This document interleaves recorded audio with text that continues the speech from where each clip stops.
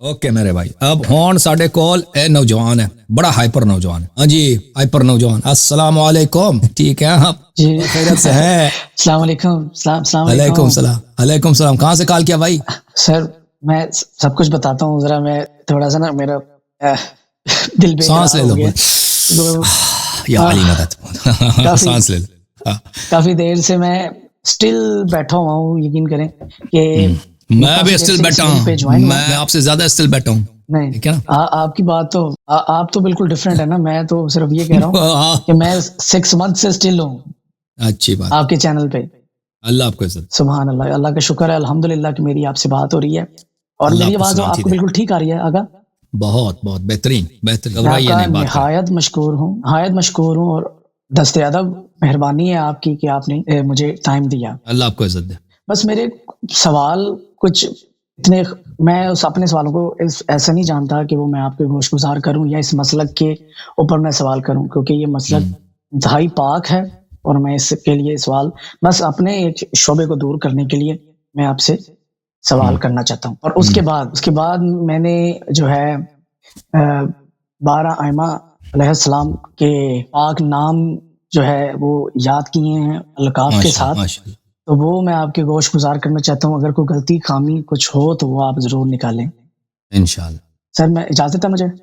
بسم اللہ بسم اللہ۔ سر میرا پہلا سوال یہ ہے کہ مجھے آپ یہ بتائیں کہ خوارج کی ابتدا یہ کیسے ہوئی؟ خوارج کی ابتدا صفین سے ہوئی ہے نا۔ خوارج وہ لوگ تھے جو امیر المومنین علیہ السلام کے لشکر میں تھے، اور یہ لوگ عثمان کو قتل کرنے میں بھی ان کا ہاتھ تھا۔ پہلے انہوں نے ایک دفعہ کیا تھا نا، عثمان کو قتل کیا تھا، تو اس میں بہت سارے لوگ تھے، صرف خوارج نہیں تھے، اور اس خوارج کا آغاز نہیں تھا اس زمانے میں۔ انہوں نے عثمان کو، دوسرے صحابہ بھی تھے، بہت سارے لوگوں نے عثمان کے خلاف ایک انقلاب تھا مثلا عثمان کے خلاف، سب نے بھائی کہ یہ خلیفہ جو ہے مال کھاتا ہے، ہمارا چور ہے، خائن ہے، غدار ہے، اس کو قتل کر دیا، سنت پہ عمل نہیں کرتا، یہ ظالم ہے، چور، بیت المال میں ہیرا پھیری ہے، تو اس کو ان لوگوں نے البتہ انہوں نے عثمان کو کیا کیا، عثمان کے جو قاتل تھے انہوں نے عثمان کو بہت کہا کہ تم جو ہے خود ہٹ جاؤ، تم چھوڑ دو خلافت کو، امت کو دوسرا خلیفہ بنانے۔ اس نے کہا نہیں جی، مجھے تو اللہ نے خلیفہ بنایا۔ اس نے کہا میں کیسے ہٹ سکتا ہوں، یہ تو مجھے اللہ نے خلیفہ بنایا، میں نہیں ہٹ۔ تو جب اس کو بہت سمجھا، یہ شرافت کی زبان نہیں سمجھا، تو اس کو قتل کر دیا لوگوں نے۔ تو اس کے قتل کے بعد یہ لوگ امیر المومنین علیہ السلام سے لوگوں نے بیعت کی، سب لوگوں نے بیعت کی، اس میں وہ لوگ بھی شامل تھے جو بعد میں خوارج بنے۔ لیکن یہ لوگ کیا تھے، یہ لوگ ابو بکر عمر کی خلافت کو صحیح سمجھتے تھے، عثمان کی خلافت کو بھی صحیح سمجھتے تھے، لیکن کہتے تھے بعد میں یہ آدمی جو ظالم بن گیا نا، کہتے تھے اس کی خلافت صحیح ہے، بعد میں یہ برا ہو گیا۔ اور امیر المومنین علیہ السلام کی خلافت کو اس لیے صحیح سمجھتے تھے کہ ہم نے ان کے ساتھ بیعت کیا، جب بیعت کیے تو خلیفہ بنے۔ تو یہ شیعہ نہیں تھے، یہ مثلا یہی جو آپ کہتے ہیں سنی، یہ اسی طرح کے لوگ تھے۔ ابو بکر عمر کی خلافت کو صحیح، سب کی خلافت، صرف عثمان کے معاملے میں وہ کہتے تھے شروع میں یہ صحیح تھا، بعد میں خراب۔ بعد میں جب صفین میں جنگ صفین میں معاویہ کے ساتھ جب جنگ ہو رہی تھی، تو اس وقت معاویہ کا لشکر لیلۃ الحریر میں شکست کھائی، اس کو ختم ہونے والا تھا۔ اگر 1-2 گھنٹے مزید جنگ جاری رہتا نا، معاویہ یہ سب قتل ہو جاتے، بالکل خاتمہ ہوتا ہے آخری، یعنی معاویہ خود بھی قتل ہو جاتا۔ تو معاویہ لوگوں نے کیا کیا، جب ان کو پتہ چل گیا کہ ہم شکست کرنے والے، نے قرآنوں کو نیزوں پہ اٹھایا، قرآن مجید کو انہوں نے اپنے سپاہیوں کو دی کہ نیزے پہ اٹھاؤ، وہ کہا کہ یہ ہمارے اور آپ کے درمیان فیصلہ سنائے گا، قرآن فیصلہ سنائے گا نا۔ اور اس سے پہلے مولا امیر المومنین ایک شخص کے بارے میں ایک کتاب میں پڑھتا ہوں کہ مولا نے پہلے ایک بندے کو، وہ حدیث میں پیغمبر سے بھی ہے، وہ تو ہے، فرمایا تھا کہ فلاں شخص خارجی ہوگا۔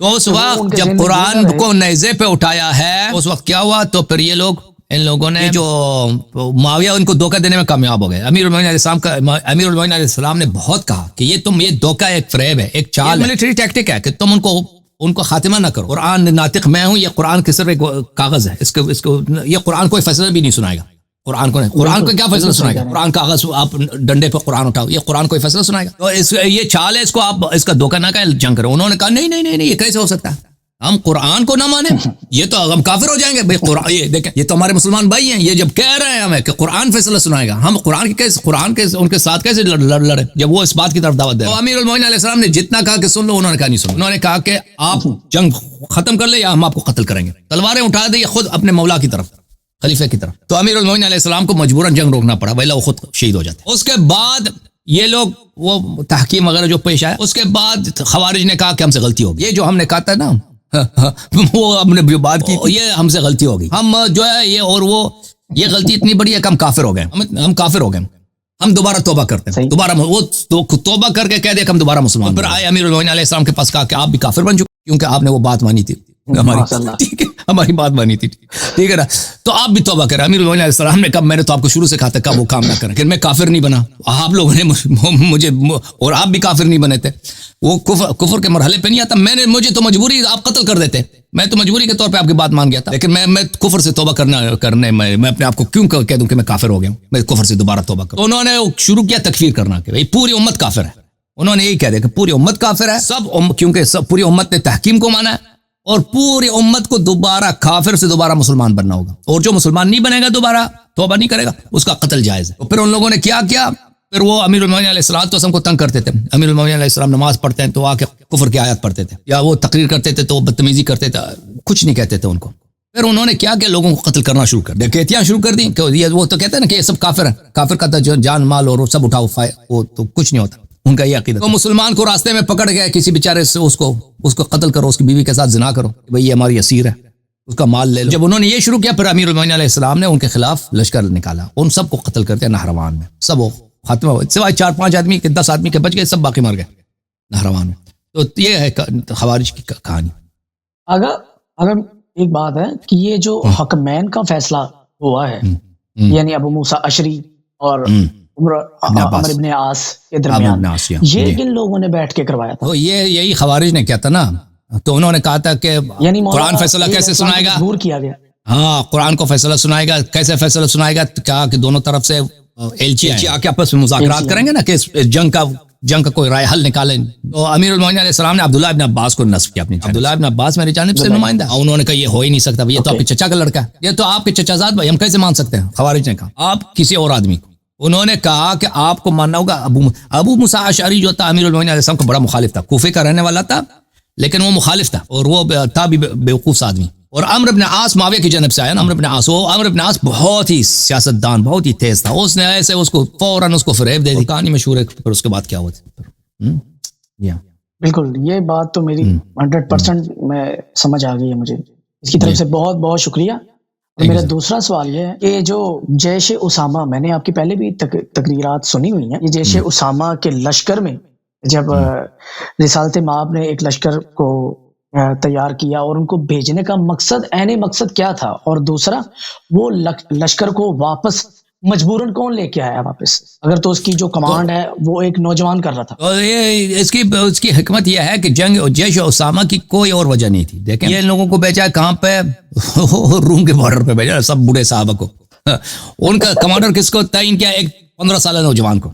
یعنی بڑا عجیب کام ہے. اتنا بڑا فاصلے پہ یہ لوگ جا رہے ہیں. مدینہ کہاں اور روم کا بارڈر تبوک موتا جہاں پہ جنگ ہوا ہے غزوہ تبوک اس علاقے پہ آپ جائیں. موتا پہ جہاں پہ جنگ ہوا ہے نا یہ جو ہے یہ 2 مہینے کا راستہ ہے مدینے سے. آنے جانے میں 3 مہینے لگتے ہیں. 3 مہینے 4 مہینے لگتے. اتنا بڑا فوج کے سب صحابہ کو اس میں شامل کیا اور اس کے کمانڈر کس کو بنا ایک کالا نوجوان. اس کے ناک وہ بالکل رات کی تاریکی کی طرح اسامہ ابن زید. کیونکہ اس کی ماں افریقن تھی نا وہ سیاہ تھی. وہ ماں اس کی کنیز تھی. باپ اس کا بھی غلام تھا. زید بھی غلام زید ابن حارثہ غلام تھا. تو ماں بھی اس کی کنیز تھی. تو یہ اس کی ماں اس کی کالی تھی بالکل کالا تھا اور اس کے کم عمر اور اس کا کوئی ملٹری ایکسپیرینس بھی نہیں ہے. آپ کہتے ہیں نا بعض نوجوان ہوتے ہیں نا 15-16 سال کی عمر میں وہ فاتح ہوتے ہیں بہت کچھ کیا ہوتا ہے کوئی اس کا کچھ بھی نہیں ہے. کوئی ایکسپیرینس بھی نہیں ہے. کوئی جنگجو اور اس کے بعد بھی اس کی جنگ میں کوئی کارروائی نہیں ہے. کسی جنگ میں اس کی کوئی کارروائی ہے نہیں. اسامہ بالکل معمولی آدمی ہے.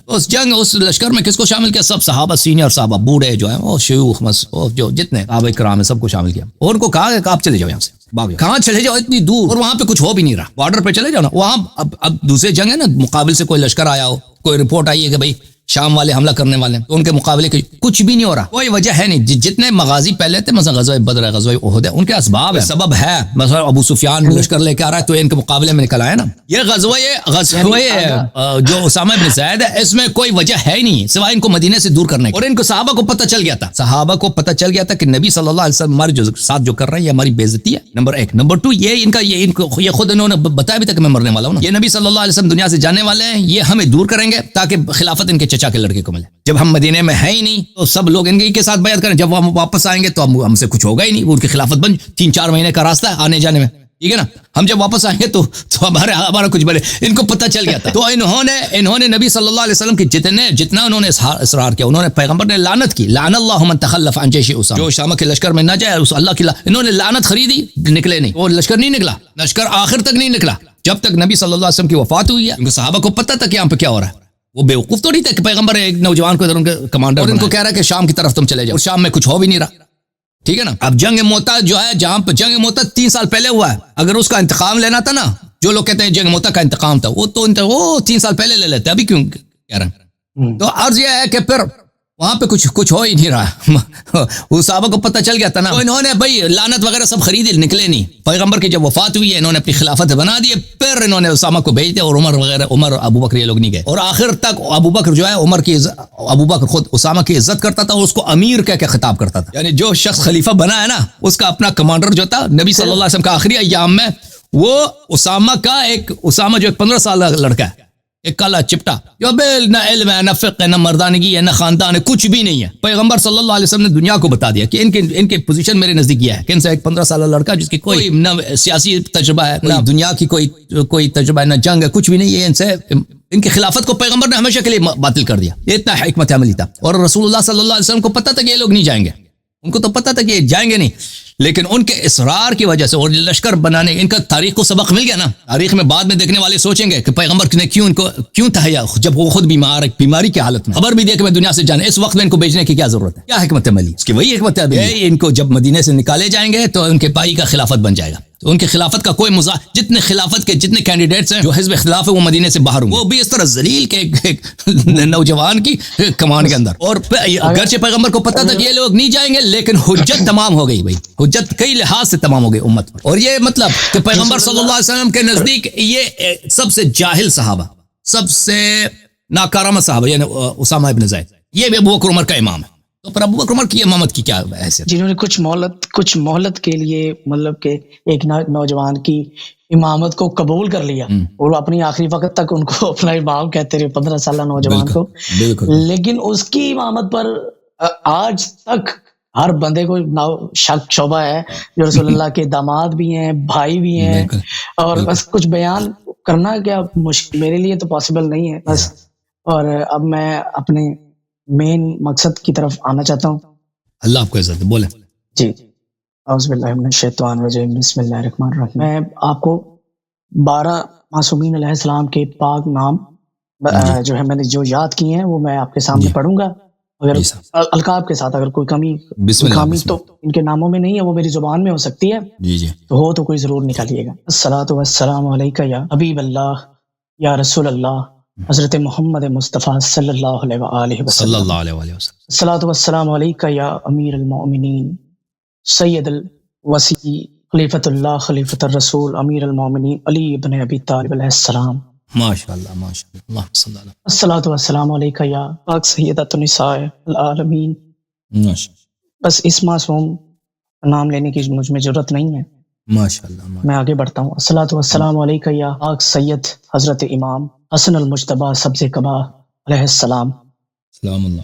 الصلاۃ والسلام علیکہ یا غریب الغربا امام حسین علیہ السلام. ماشاءاللہ ماشاءاللہ, اللہم صلی علی محمد. الصلاۃ والسلام علیکہ یا امام زین العابدین علی بن الحسین علیہ السلام. ماشاءاللہ. الصلاۃ والسلام علیکہ یا امام باقر العلوم الرحمن علیہ السلام. سلام اللہ. ماشاءاللہ. الصلاۃ والسلام علیکہ یا حضرت امام جعفر الصادق علیہ السلام. ماشاءاللہ. الصلاۃ والسلام علیکہ یا حضرت امام موسیٰ کاظم علیہ السلام. ماشاءاللہ. الصلاۃ والسلام علیکہ یا امام علی رضا علیہ السلام.